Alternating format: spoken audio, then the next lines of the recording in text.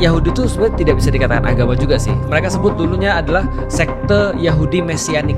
Jadi dulunya Yesus tuh Yahudi kan. Satu ini sama, monoteistik. Jadi monoteistic religion. Atau orang bilang Abrahamic religion.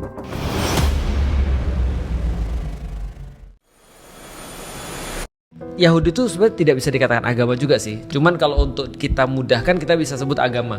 Jadi ada Yahudi, Kristen, Islam. Dikatakan Judaisme itu karena pengikut-pengikutnya namanya Yahudi. Tapi Yahudi itu hanyalah salah satu suku daripada 12 suku. Nah, 12 suku daripada anaknya Yakub.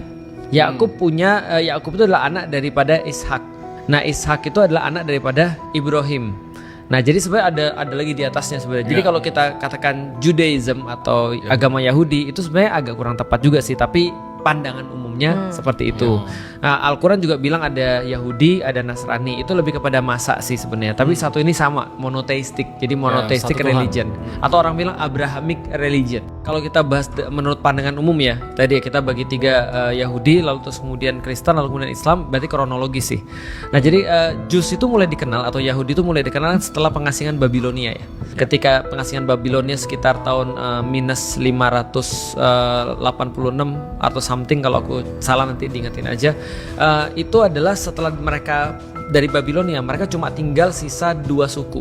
2 suku itu ada suku Yehuda dan suku Bunyamin. Nah, karena mereka didominasi suku Yehuda, maka mereka disebut dengan Jews, Yahudi. Nah, agama yang mereka anut disebut dengan agama Yahudi. Nah, itu yang pertama. Itu kan berarti kan sekitar minus 500-an ya. Fast forward ke tahun 1, itu berarti Yesus lahir.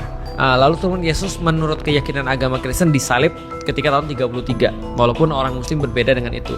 Nah, setelah itu terus kemudian didakwahkanlah Jews atau Judaism versi Yesus.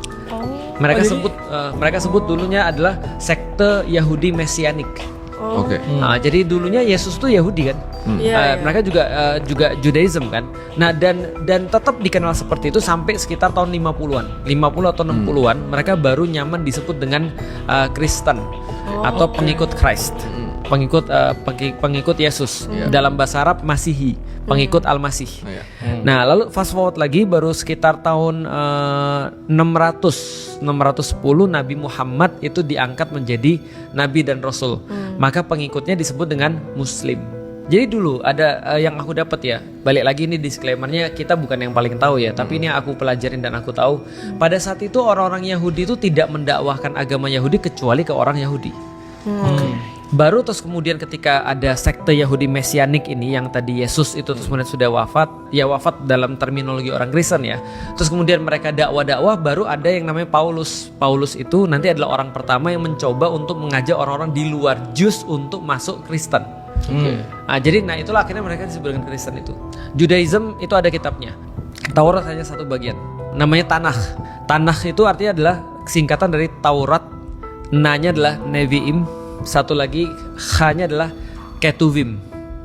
Jadi Taurat ada 3 kitab. Taurat itu adalah 5 surat awal yang di dalam Alkitab sekarang. Kitabnya Kejadian atau Genesis, kitab Exodus, Keluaran, kitab Deuteronomi, Bilangan.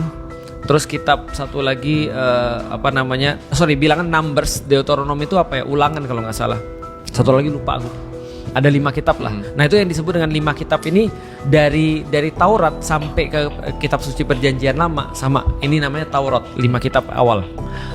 Namanya Pentateuch, namanya Penta kan 5 ya.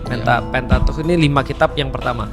Yang kedua Nevi'im ini tentang kisah para nabi. Jadi nabi-nabi terus kisah-kisahnya ditulis dalam sini. Nah, itu masuk ke masuk ke Tanakh juga. Yang ketiga Ketuvim ini semacam kayak apa ya? Kisah-kisah. Jadi itu adalah masuk juga ke sana selain daripada para nabi. Nah, ini adalah Yahudi. Kalau Kristen mereka punya Alkitab. Nah, kitab suci perjanjian lama dan kitab suci perjanjian baru. Kitab suci perjanjian lama itu dianggap sebelum Yesus. Jadi Yesus itu dianggap membawa perjanjian yang baru itu maksudnya.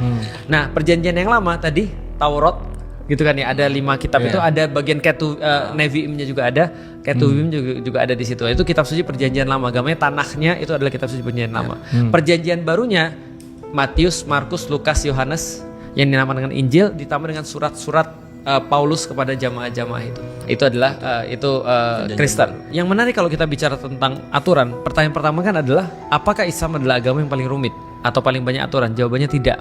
Tapi justru agama Yahudi itu dikenal aturannya sangat detail dan sangat sulit. Contoh, di Islam kita punya halal, di Kristen kayaknya nggak ada ya halal ya. Di Yahudi kita punya, mereka punya kosher. Kosher itu persyaratannya lebih daripada Islam tuh. Tidak boleh makan di misalnya piring dari perak dan segala macam. Setiap hari Sabat mereka tidak boleh ngidupin lampu. Puasanya tidak boleh ngomong dan segala macam. Nah itu adalah salah satu yang mereka punya banyak aturan.